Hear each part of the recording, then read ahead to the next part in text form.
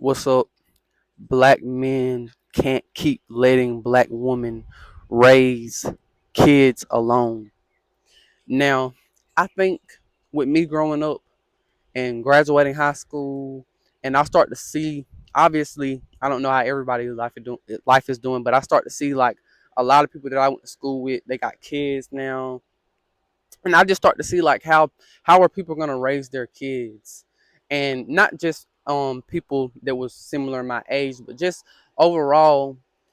As I got older, I start to really look more into how you should raise a child, and I think this has been one of the most interesting things to me, purely because I start to see that people literally have entirely different personalities based off of how they were raised. Like for me, example, I have a brother who's kind of almost opposite to me in a lot of different ways, but we got the same parents, was raised in the same household, and not to just go all on my personal experiences, but there's differences that I noticed how we were raised. There was differences in how we were raised, even though we were raised by the same parents. And I think that when I start to look at having a productive family and a loving family, I start to see that you need a man in the household. You need a man who cares and a man who's emotionally open in the household. And you also need a good woman in the household. And I think that it's not even normal to see that anymore like that. It's not really that normalized, right? And I'm not suggesting that a man being in the house is just gonna make everything perfect. What I'm suggesting is that it's mentalities behind everything, and I believe one of the big reasons the black community and black men are so impoverished and we have just broken families and dysfunctional relationships purely because we were raised in a dysfunctional family where 9 times out of 10 the father was not in the household, or the father did not really care. And I think that we have a lot of women who are like, they care and they try to be good mothers, but I think sometimes it's overbearing where a woman can say, "Oh, I'm gonna be everything. I'm gonna be your mom and your dad." But I think that that's not realistic, and even though they say that, that's not what happens, and that's not the ideal. So that's not the ideal setting for a child to be at their best. And I think that's a big reason why you see a lot of men that grow up and they want to be like the men they're around.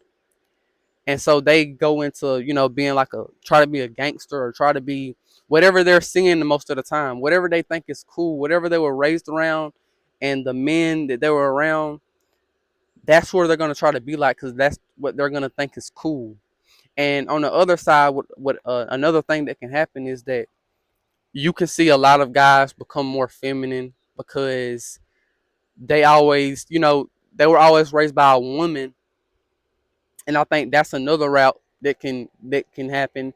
And another thing that can happen as well is that you could have a father that's in the household, but he's not emotionally available, so he can't really properly show that son how to be a man, or show that he can't really teach him and be vulnerable with him. And I just made another video about why you need to be vulnerable with other men. And so all this comes from a dysfunctional family where somebody doesn't care, or one a parent is absent. And 9 times out of 10 in the black community, the father is absent a lot of the times. And I think that we have to start looking at how can we thrive, how are we going to start thriving. And it doesn't start with money, really. It doesn't start with superficial things. It starts with relationships, and it starts with how we're going to approach dating, and how we're going to approach meeting that right woman, or vice versa, a woman meeting that right man. And really adding logic into the situation, because one thing that I start to see now from both ends, obviously a woman is probably a little bit less, logical when it comes to relationships and a relationship dynamic, but we do have to start using logic with a lot of stuff. and purely just in a way where we're choosing people who are actually good people. We're choosing people who we know are going to be there. I think one thing I've seen a lot of the times is a girl will choose a dude who is in every way worse than the dude that maybe want her. It may be a dude that's he's nice. He can show that he's a good father. He really care about the girl. And I think this is something that we just have to understand, that it's not really about uh I would say emotions or logic, but it's really just about using your mind in a way where it's gonna help you, right? And emotions can be a part of that, but emotions can hurt you. And so I think the thing that I'm really trying to get at is that we have to start having families that are actually gonna help the kids be stronger in who they are. I think we really don't realize how much our confidence plays a role on how much love was shown to us growing up. And I think that a lot of times we have a mother who may love their kids, but they really don't know how to show that son, that young black man, how to be a man really a lot of the times. And I think we need more black men stepping up and really opening up to their kids. That's one thing I see a lack of. Like, it's too many older dudes who they just won't open up to their kids. They won't be emotionally open. They won't be vulnerable, and they won't allow their kids to be vulnerable. And so that's just one of those things I really look at, man. And the more I look at that, the more I understand, and the more I place an importance on finding the right woman, finding a woman who really cares, finding a woman who really likes me. And obviously, that's going to take me being at a level of not trying to qualify for a girl, but I want to be at a level where I know I can really take care of my kids and I can give my kids the best, because I think it's just not normal to it's not normal to really want uh, actually like nice, good, productive family. I think what's normalized is that I become like a player or I be promiscuous. That's what's normal, because in society nowadays it's normalized for a dude to be sleeping with different girls. All that stuff is normalized, right? And I'm not gonna sit here and say that I haven't tried to do that and I haven't tried to be a part of that, because I have, because I was at a place in life where I wanted to impress, I wanted to look cool, I wanted just to be a part of what was normalized.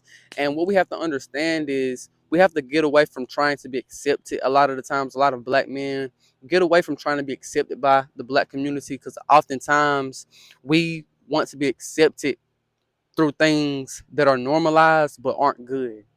So, sneaky links and friends with benefits and all these little terms and things that you see where it's just degeneracy and people not really liking each other. It's just a sexual relationship. I think that it would benefit our community if we had men who control their sexual energy and they cared about building good families. And the reason why I care about building a good family is because I want my son to really have that fundamental self management of himself, where he loves himself, he has a strong identity. And not only for my son, but also my daughter, because I know that plays a big role when the father is in the household and he really cares about his daughter and he's opening up emotionally to his daughter. So that's why I just care about this so much. And as I was growing up, I was seeing a lot of my friends were sleeping with girls. As I got older, a lot of my friends started having kids, or people I knew that I used to be cool with, they have kids. And I started looking, I'm like, okay, okay, what is going to help that child thrive really?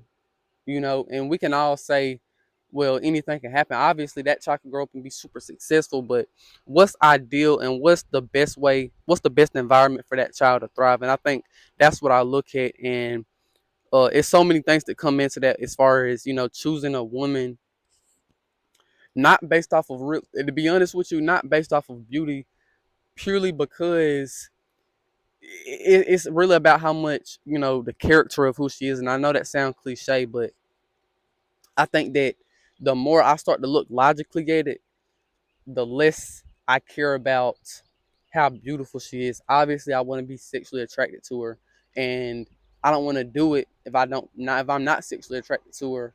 But I think that I can't make that a thing where it's over who she is as a person and just the connection overall.